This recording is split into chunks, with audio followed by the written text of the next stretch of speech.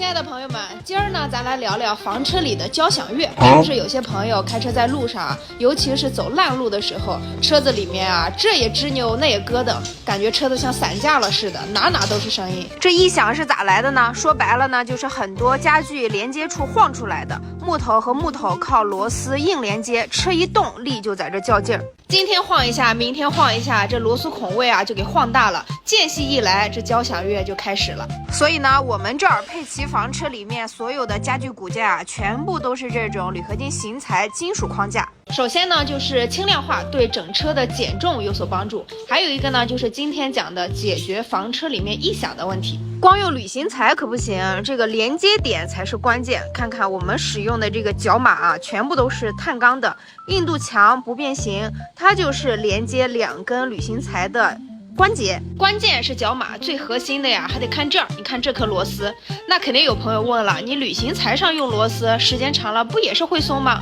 哎，这个问题问得好。这个螺丝啊，它不是直接拧在型材上跟你硬碰硬的。你看啊，这个角马是嵌在型材的槽里的，螺丝呢是从侧面横着拧进去的。它拧紧的力是把角马和型材的内壁死死的锁在一起，产生一个巨大的摩擦力，而且螺丝头是完全埋在这个凹槽里面的。这样连接好以后啊，它的整个受力结构就发生变化了，晃动的力呢被角马和型材的整体框架消化了，而不是由一颗垂直的螺丝独自承担。咱再来看一下这两种螺丝的区别就明白了，一个呢是普通的自攻螺丝，一个是 M5 螺丝。从它的外形上可以看到啊，自攻螺丝它的尾巴是尖的，螺纹很锋利，像一根钉子。它的工作方式啊就4个字：霸王硬上钩。也就是说呢，这个自攻螺丝它不需要提前打一个螺丝孔，它是靠它自己的这个尖头的硬度啊，硬生生的在木板上啊、塑料板上啊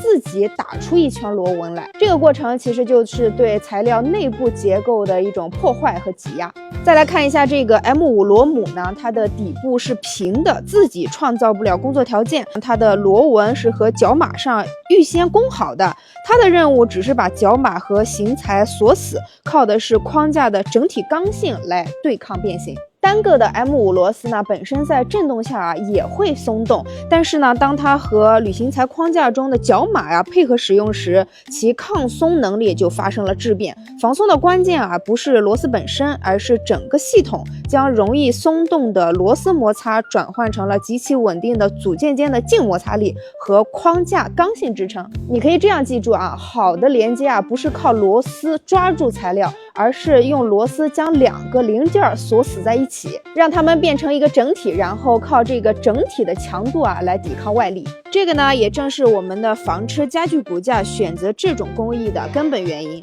不是为了不用木头，而是为了追求极致的长久、可靠和静谧。